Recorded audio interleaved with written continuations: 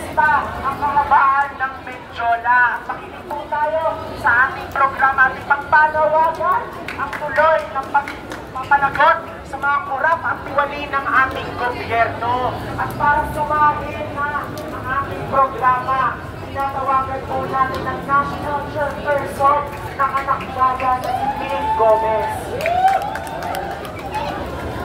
Ang kabataan mo, kabayan! Lumayaban! Ang kabataan palaban! Makabayan! Mga kapwa mo, kabataan! Ngayong hapon po, muli natin pinatunayan kung gaano kalasto ang pinaglalaban ng kabataan. Ngayong hapon, nasaksihan natin paanong nahahati ang kabataan sa ating lipunan. Ngayon po, nasasaksihan natin may mga kabataang militanteng nakikipaglaban sa korupsyon. At sa kabilang banda, may ilang kabataang kapulisan na pinagtatanggol ang kurap na sistema.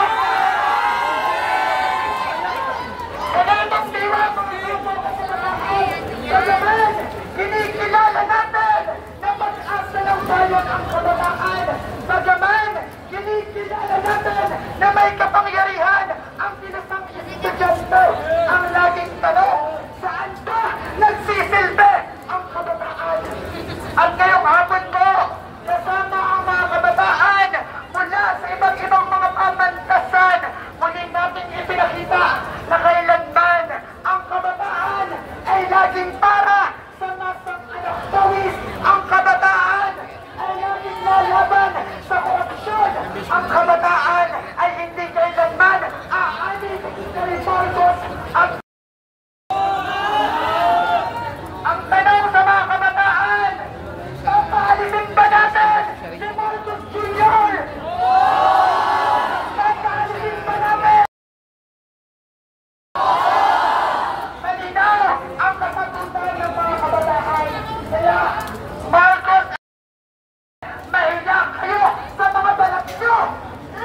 Huwag niyong gagamitin ang kinasang kabataan. Ang mga protesta, ang mga walkout ng kabataan ay hindi para ilaglo kayo sa pwesto.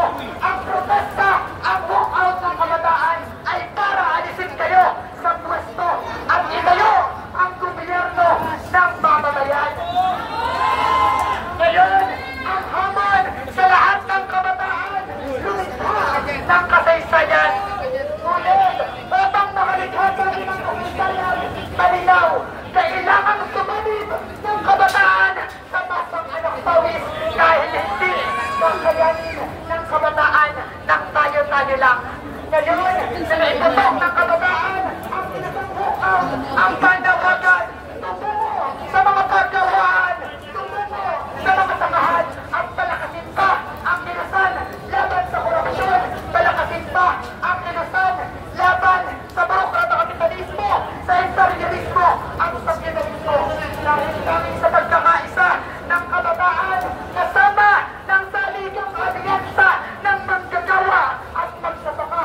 Tunay na initatawag ang isang gobyerno, gobyerno ng bayan, hindi gobyerno ni Marcos. Ating isigaw, ang kabataan mo, kabayan! Lumayaban!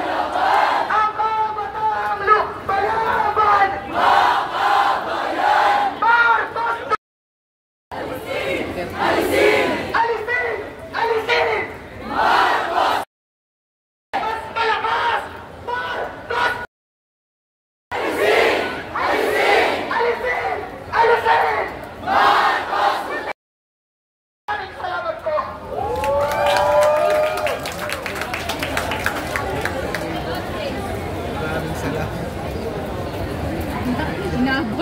Inaabot na sa lahat.